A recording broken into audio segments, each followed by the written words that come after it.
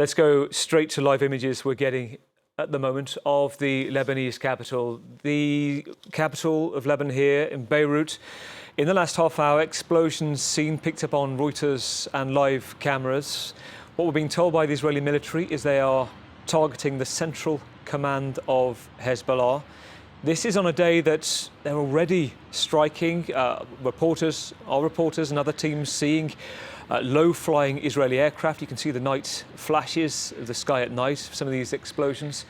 We're going to be with our reporter in a moment, Claire Paccalin, but at the same time, it must be said, just a few moments before, we heard Benjamin Netanyahu, the Israeli Prime Minister, concluding his speech, a half-an-hour speech at the UN General Assembly in New York, where he spoke about enough being enough. That Israeli civilians, he said, 60,000 who were forced to flee the north would be able to go back because they had to carry out a fight in full force. Let's try to understand what's happened, unpick the last hour or so. Let's start in New York, then we'll go to Jerusalem and to Beirut as well. I think I'm right in saying we can hear from Claire Paccalin, our reporter in Jerusalem, first of all. Claire, great to have you on the programme this evening. As we're speaking, we're showing images of Beirut, the explosions this evening. Bring us up to date with the situation that you're hearing on the ground. The Israel Defense Forces, the IDF, are announcing a new wave of airstrikes on Lebanon. Of course, also that includes the south of Beirut. Those images, the IDF says that they have struck the central headquarters of Hezbollah, which they said was embedded under civilian buildings in Beirut. We're yet to get a response from Hezbollah or from Lebanon on that, but that's the latest I can give you. What we know is that the IDF has significantly degraded Hezbollah, particularly in the last week. We saw those pager attacks, the walkie-talkie attacks last week, this bombing campaign we've had in the last few days. But in the last few months, the IDF has been, and Israeli intelligence services have been knocking out the top brass of Hezbollah one by one. That said, Hezbollah is still capable of launching rockets and missiles and drones into northern Israel. And we've seen today large swathes of the north of Israel under alert, from Haifa in the west all the way across to the lower Galilee, the southern Golan. Lots of areas of Israel, people are now finding in the north of the country that they need to get close to a safe room, to an air raid shelter. Many of those rockets launched by Hezbollah are intercepted by Israel's defense system. But even when they're intercepted, sometimes debris can fall to the ground and cause injuries to people. And even some rockets do get through. I was just 2 days ago in a kibbutz in the north of Israel, in an area which is to the northwest, not too far from the coast.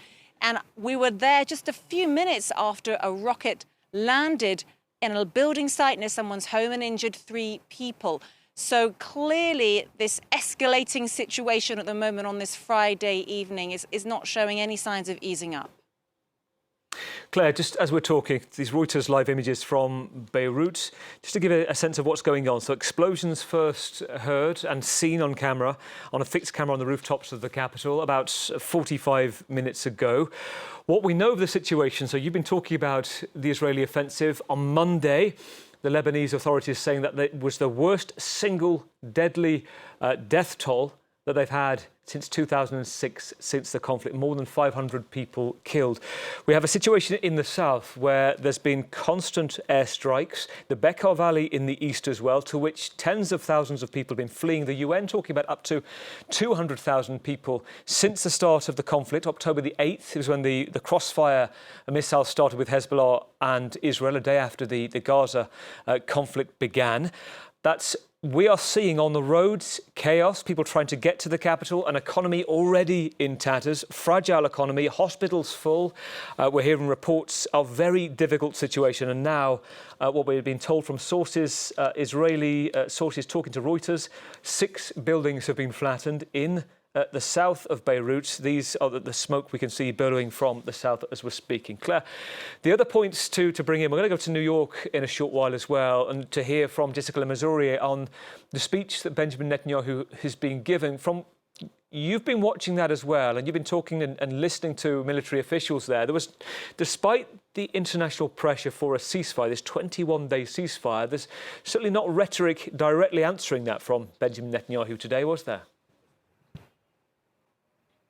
Well, certainly the question on many people's minds now is, will there be a ground offensive? Will Israel take its troops into southern Lebanon? That's the big question here. And we have the IDF announcing that it has 2 brigades which are ready and in combat mode in the north of the country. It brought up 2 more reserve brigades early in the week to the north of the country, and they say that they are ready. That an increasing state of readiness is how they describe the situation. It is hard to imagine, though, the IDF beginning a ground offensive while the Israeli Prime Minister Benjamin Netanyahu is out of the country. Of course, he's in New York at the moment. We expect him back in Israel on Sunday.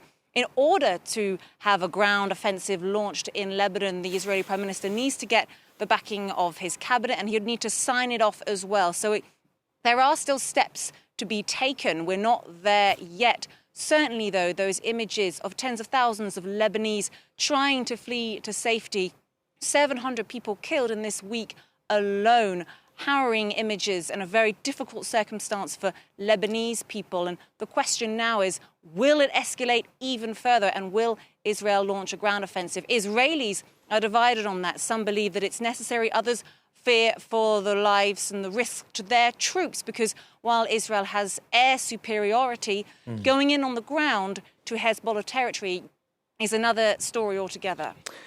Claire Paccalin, thank you, our correspondent in Jerusalem.